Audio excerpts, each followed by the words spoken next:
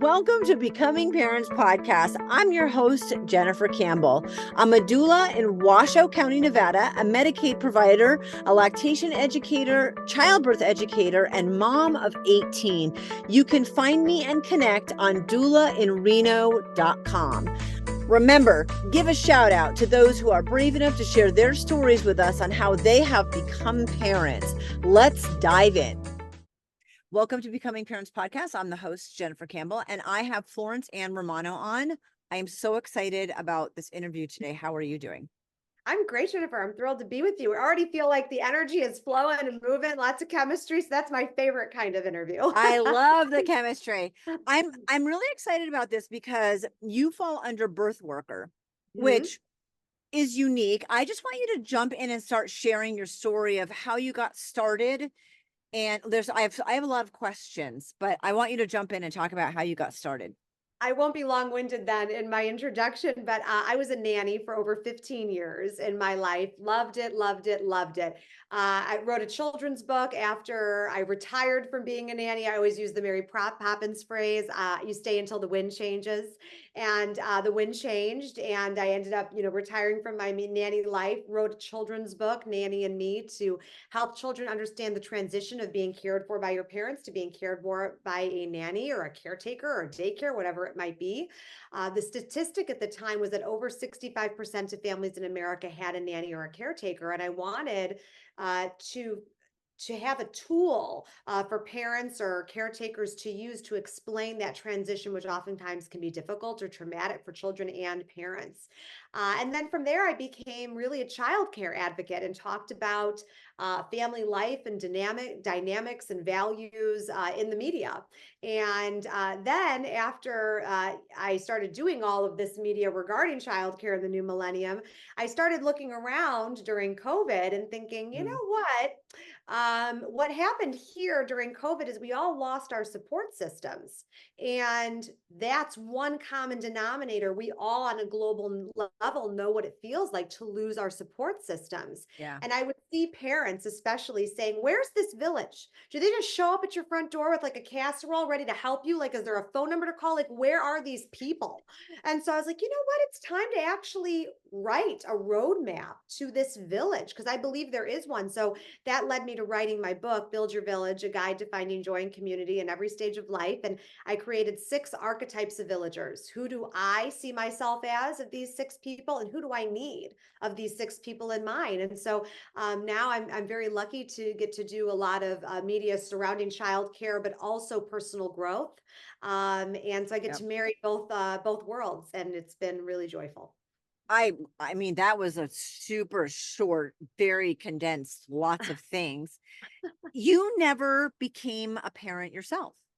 No, but on my bucket list to do, Jennifer, if you know a Oh, really good yay. guy, You need a let doula? me I'll come know. in. I Yeah. I would love to. Please, matchmaker, make me a match. But I would love to be a mom one day, but it just hasn't happened. I haven't found the right guy. But I did freeze my eggs, everybody. So that I did do at 35. So I feel like I'm ready to go there, kind of like preserving the biological clock. But it is on my list of things to do. It's just not the environment yet that I want to do it in.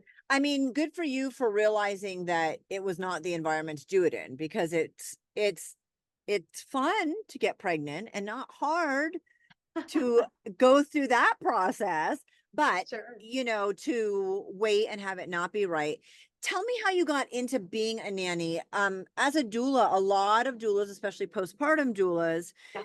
either start off as a nanny and then segue in, or they nanny as part of because the postpartum doula role can be start to become more dependent or more time Mhm. intensive, and that turns into a nannying role. So Right. I see a lot of that happening with childcare. So how did you get into it? And tell me the good, the bad, and the ugly.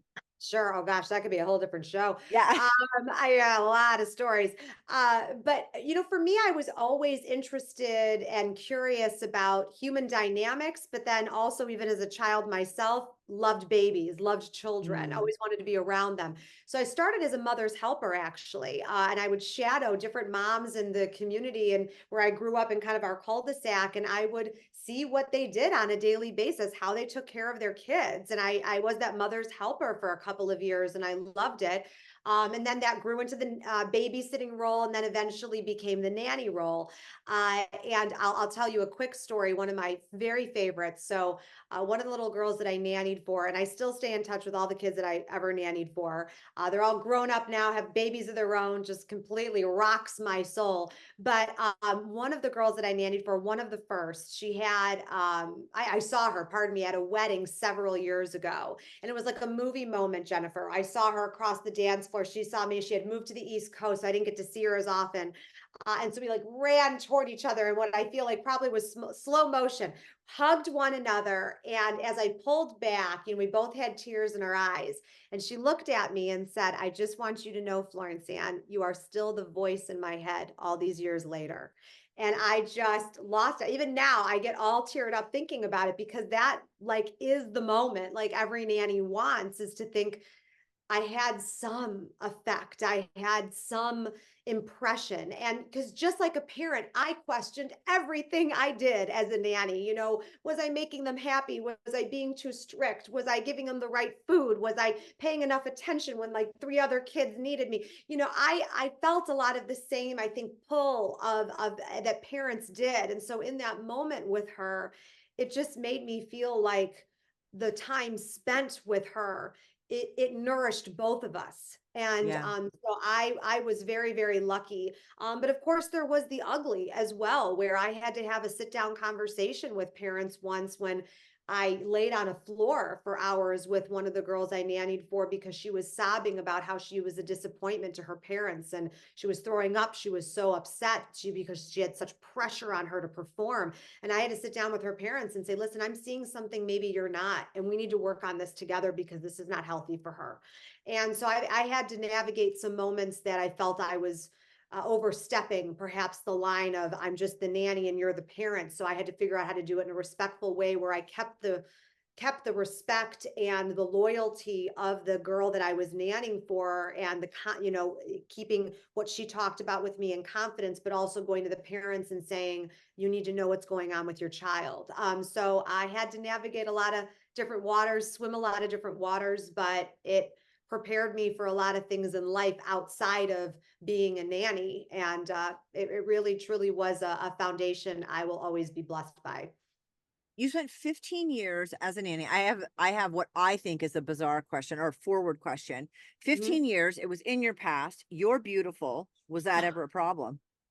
Oh, you're so funny. I used to do this subject matter all the time, Jennifer. And I hate to even put it this way, but my publicist, we did this whole pitch once. It was, can you hire a hot nanny? And I was like, oh, like I don't want people to think that like I think I'm hot, and I do now. Oh my God, I just like want to bury myself in like a tortoise shell right now. And that's not it at all. But I will tell you that when I worked for one family, I was in the kitchen with the baby, and I came out to say like hi to my employer and her friends who were over. And I went back in the kitchen, and the one friend said to my employer, "That is your nanny? You let that nanny around your husband?" And she started laughing, my employer. And I'm like 5 shades of tomato, because I listen, I didn't look anything. I didn't look good. That nothing. There was nothing to look at. But she said, the friend said that to her, and my employer, bless her heart, said, "Oh, girl, she doesn't want anything to do with my husband. Please, I'm not worried one bit." And so I just laughing in the kitchen, thinking about that. And I used to talk about this subject matter quite a bit. Can you hire someone who's attractive? Of Yeah. course you can. The question really is there trust in that marriage, in that relationship, whatever it is? That's the real question. Is there communication, trust, respect, fidelity, whatever the values are of your relationship?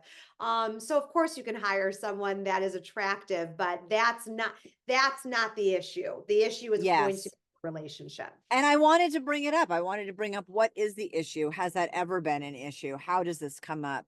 Um, I want to know about, I know you've written 2 books, so I don't want to give away a lot of information books, because people can buy those. They're in the show notes. Very excited about that.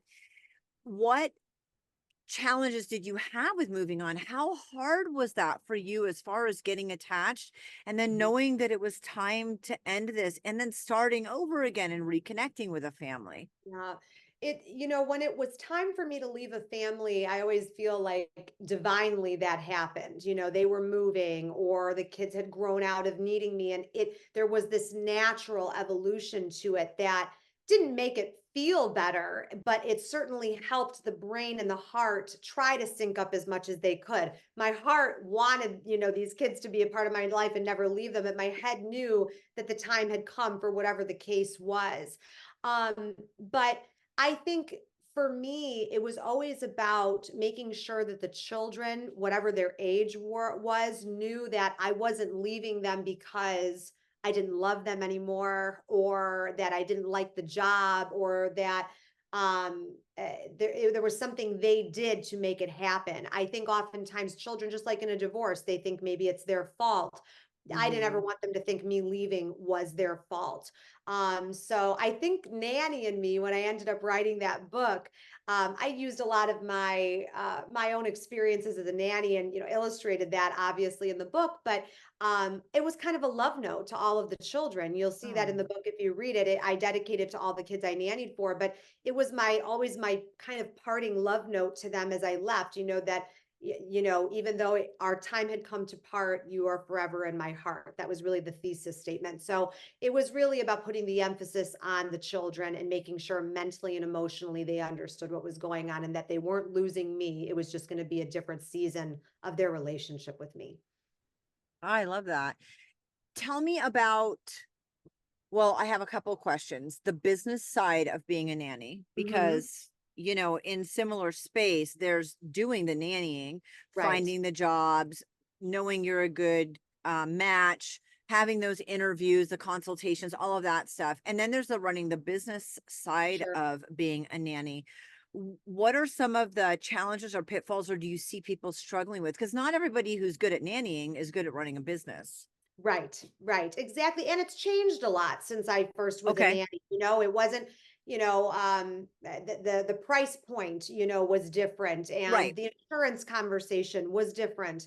But I'd also like to point out that the interview process for me is and was one of the most make or break moments, Yep. because I think oftentimes nannies forget that they themselves are an important advocate in this conversation. It's not just you being interviewed by this family, you are also interviewing them. And Yes. and that for me was a big deal. And I ended up, when I was doing some, kind of consulting with nannies, years ago, coming up with questions, a document of like, this is what you need to go in with for the parent side, and here's the nanny side, because it does need to blend.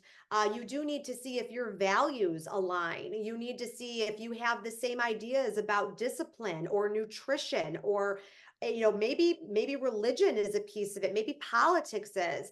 There are many things to consider. So I never want a nanny to feel like they're just the one in the hot seat. You need to go in too and make sure you know that this family is a good fit for you. So advocating on both sides. I always talk about the trinity. It's the child, the parent, and the nanny, and that perfect trinity, and making that work. So making sure you're advocating for all of those points, that is going to be paramount. Yeah, I think it's the same situation with doulas too. Mhm. We're kind of in those overlapping spaces. Like it's not just them hiring you. They are hiring you and paying you, but an independent contractor or part of a care team is a little different, a lot different than being Right. an employee. And Yes. it does have to go both ways. And I'm sure you've had interviews where you were like, this is a great situation and not the right fit. 100%. I've said And no to job offers before, absolutely. And I'm sure people have passed on me, and for whatever reasons they are, you know, I, maybe someone's looking for someone who has a master's degree in some, some sort of childcare, or not, not childcare, but maybe it's a teacher, or they really want a former nurse or something like that. And I don't come with that. I came with a bachelor's degree, and I majored in communications and performance theater. So, I was not necessarily the cup of tea for every single person, depending on what they needed in their nanny, and that's okay. But Yeah. that's also something I think we all need to understand is you need to go into those interviews, the parents specifically, or the caretaker or whomever it is, the primary parent, uh, and know what you're looking for. It's really unfair to go out there and not know what your value system is and what it is that you need. And then you're just kind of out there just fishing blind. It's Yeah. not going to make your job any easier. And you remember, you have to know thyself first. Agreed. What are some of the lessons that you learned from nannying kids about how you would like to show up as a parent or a partner? Or I mean, it could even be like how you can run things more efficiently or smoothly by structuring things in your house. I mean, Mm-hmm. it could be bizarre things. And did it change how you felt? You mentioned politics and religion, and I'm not trying to go down those routes, but did you feel like you had beliefs that were then interrupted when you actually interacted with families? Did you change how you felt about certain things through those experiences? I'd like to think, I love that question. I'd like to think that I'm an open-minded person, and I'm always willing to listen and have a conversation. I never felt I was in a scenario where I was being lectured to or anything was Good. uncomfortable. But it was interesting to see, because you are, as a nanny, such an intimate part of that family. And you're hearing conversations they don't necessarily want you to hear, you're seeing things they don't necessarily want you to see. And so there is a bond and a confidence that you have to have within that relationship, and a trust you have to have within that relationship. But I would say one of the things I learned being a nanny was something my mom really taught me growing up that I don't think I connected the dots until I was older.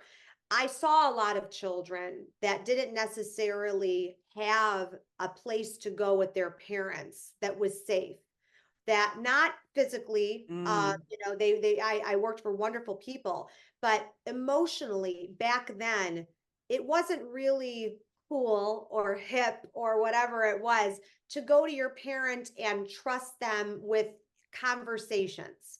I was getting to have conversations with these kids where they were revealing a lot more to me about the way they thought or how they were feeling about certain, friendship circles or things like that. And their parents would say to me, what's going on with them? Like, what's happening in school? Are they telling you anything? Like, they're not saying a word to me.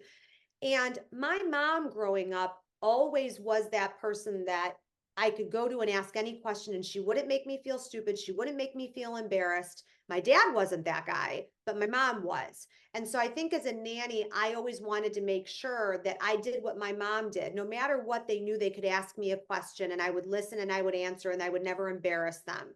And not that their parents were doing this, but I think through my relationship with the kids, and as they started opening up to me about things, I would also try to advocate for the parents and say, is this something you've talked to mom about or dad about? Or when you do talk to mom or dad, how does it feel? And, what do you say? And do you have trouble figuring out like how you want to say something? Or, what's the reason maybe you don't want to, tell mom this or tell dad this? And so I think I tried at least to open up um, a dialogue with children where they realized that they had more places to go in their life, mm. that more people were invested in them than maybe they thought. And that's not something I intentionally went in with. I think it was just part of the evolution of creating those relationships with the kids and pouring into them in that way. How do you see yourself as being a parent moving forward from that experience? Because you got a lot of experience. I definitely see what I don't want to do, and I Yeah, definitely right? see, what I do want to do. One thing that I give parents credit for right now in the state of the world and just how things have changed, just even just with technology, the mental health crisis that we're dealing with today, today in this world, the friendship recession that we're dealing with today. Children have such mountains to climb, and Yeah. I think we're in uncharted territory in a lot of ways for parents to figure out how to parent effectively, because I think our kids are getting hurt by more and more things that are outside of our control. Yeah. And so I give parents a lot of credit today watching how they're navigating that and taking notes on that, because it's not going to get any easier. We're going to keep having to kind of fight against that machine. And so that's, I've seen the evolution from when I started nannying to now, and how families have changed, how our world has changed, and how we have had to change our reactions. How did you know when it was time to stop nannying and move into something new and different? Were you worried about that? Because there you did a big shift. You completely I stopped did. that and you moved forward. So take me through that transition and what that looked like. And because you're doing a lot of things right now, and I want to go into that. But segue that for us. So the last family that I worked for, about 6 months before they told me that they were going to be moving farther away and it wasn't going to make sense for me to be their nanny anymore, I had already started thinking about wanting to take a dive into digital content. And my at the time, my dad had wanted to start a company that was producing videos for amateur hockey. And I was like, okay, I'm not really interested in that. But what I am interested in is doing videos for companies that have a mission based ethos and a give back. And I think we should be maybe doing digital content that is capturing that for these types of companies. And so, about that 6 month mark before, I was kind of talking to my dad in the peripheral about what that would look like working together. And then when the family came to me and said that they were moving, I took that Oh, as my what I call a God wink and said, okay, I guess it's time for me to really close that chapter and start this new one. But I got to blend a lot of things that I loved together, because I got to work with a lot of nonprofits that had a big emphasis with children, with families, and I got to do the creative side, which I loved. And then I also wrote my children's book at the same time when I started, into that company. So it's I can't take credit for knowing the moment. I think that I paid attention to the signs. oh, I love that. And take us into that because how long ago was that you left being a nanny? Yeah, oh gosh, that was, over a decade, Yeah. now.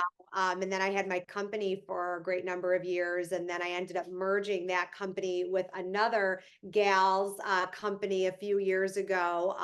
And I still have stayed on at that company now in kind of an advisory role. But again, I was paying attention to the signs when COVID hit. That's when I decided it was time to maybe merge my business, do something different with my business. It Yeah. was when I decided to write that next book.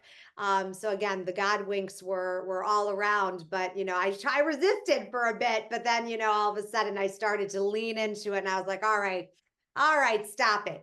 This is bigger than me. And I need to pay attention to what the guidance is. Now tell me about Children's Research Fund, Female Strong, Sesame Street's Yeah. Leadership Council, Yes. and and then I definitely want to talk about the village. So, Sesame Street, one of my favorite things to talk about. I was asked to join the Leadership Council when they first created it several years ago. They wanted to ask different people throughout the United States, different people in each state, to be an advocate for Sesame Street. So, I'm now one of 3 people in Illinois that advocate for Sesame Street, and I absolutely love it, especially because in the last couple of years we've rolled out a lot of content that has to do with mental health and emotional well-being for children. And that ties into my work at Lurie Children's Hospital. So I am on two boards there, the Children's Research Fund, like you mentioned, also the foundation board. And one of those boards, we raise money for research for children. And then the other one is the holistic advocacy for children at Lurie Children's Hospital here in Chicago. And then Female Strong is a scholarship program for young girls up Oh, to high school. They kind of get to compete in a mini Shark Tank and start businesses. These little entrepreneurs, 12 years old, 14 years old, and we get to invest in their businesses, and they get to pitch to us, and it's sensational to watch this unbelievable young talent. But it's really a scholarship program for young girls, and we always say girls can't be what they can't see. oh, wow. Oh my gosh. I love that so much. This is great. And I can see all of the segues from what you Yeah. did as a nanny into all these other places and what a great advocate you can be as a voice, as an adult voice. I want to wrap up our interview talking about the village because I believe in this so hugely. I think we used to be so much more communal, where that's where doulas came from. It was like your Right. aunt or your grandma or your mom or your friend who Right. had done it before Right. and could help serve you in that way. And so the village mentality, I mean, I lived in Alaska for 10 years, and much more of a village mentality, and because it's hard to live there, so people band together. Right. Sure. And living that firsthand, not like we're all in yurts, it wasn't, you know what I mean, like there, but communal living was part of the Right. past, Right. and we're very isolated now. So We are. please share with me the village, and I want to know more about that. Really, again, it started during COVID, looking around and seeing everybody suffer from having their support systems ripped away from them. And we're meant for people. We're built for people, like you said, Jennifer. We've kind of retreated from that in these years because the nuclear family doesn't look the same anymore necessarily. We move away from family. And I also think that we feel a tremendous amount of pressure from society to do it alone. Because if you Hmm. don't, then what? You're not strong. You're almost having to prove to people, prove to yourself that you can do it, and that if you need to lean on other people, that is a sign of weakness. And so when writing the book, I wanted to create those archetypes so that people could identify in a very concrete way. I think that's how our brains work. We want to be able to relate to something, to someone, and I wanted to Yeah. give people this roadmap in that way so they could end up identifying who they are and what they need, because it's a very nebulous thought, this idea of village. But one very important piece of it for me was, I grew up in an old school Italian family. My grandparents lived with us growing up. I had the Oh, definition of village. I have a special needs brother. We had a very my first friends were my cousins. My first, so I grew up in that quintessential village. But as I got older and I looked around and realized that not everybody was born into what I was born into. But what I want people to understand, and my message to them, if they take anything away from me today, is this: you deserve it. You're worthy of it. If you were mm-hmm. not born into it, you have the power to build it for yourself. And no matter how old you are, 18 or 80, this book hopefully will always be a home base for you, an anchor for you, a place to come back and say, I can work these steps no matter what happens in my life, what I lose, who I lose, if I move, if I, whatever it is, divorce, death, that that you Yes. deserve to find your people and you can continue rebuilding over and over again. And I think that is such a vital part of it, because your station in life changes. Yes. I have almost all my kids out of the house now, and I'm a grandma. Like there's your time, your season changes, where Right. you live, the people around you, who moves. And so to not feel abandoned or heartache or Right. sadness in that, but that it's just starting over isn't necessarily a bad thing at all. It's not. And, grief, they always say, is love with no place to go. And I know that often people think about that when it comes to death, but there is grief in starting over in what Yeah. capacity that is. And it could be moving to an entirely new city where you know no one. It could be going through a divorce. It could be a friendship breakup. Whatever it is, these moments in our lives always have ripple effects. You know, I always say in life, you know, you either ride the waves or you make them, you know, like that's the truth, you know. And so one thing I can promise people is that nothing ever does stay the same. So Right. understanding where you can control in a situation where you feel out of control, that's the power. And that's what I'm hoping people do here when it comes to village building is when you feel like you are disconnected or isolated, the only person that is going to fix that is you. I can give you the directions to the village. I hope I did that in my book, but I can't make you get in the car and drive there. Yeah. So Yeah. you have to want to help yourself too. And until you decide that you don't want to do life the way you've been doing it, because it's not working out for you, you're not finding that joy, you're not finding that fulfillment, you're not going to do anything until you decide to change it. So I hope if you're looking for a sign out there, those that are listening, if you're looking for a sign that it's time to trust yourself and it's time to trust that you're worthy of this, then hopefully this episode does that for you. I mean, I was going to ask you to end with something really poignant, but you just nailed it. Florence Ann, I love I loved having you on. I love your energy and what you're trying to do. I'm you. just so grateful to have had this conversation with you. Thank you, Jennifer. I feel the same. Ditto, ditto, ditto. I learned so much from you. I hope this isn't our last conversation either. Oh, I hope not. Thank you.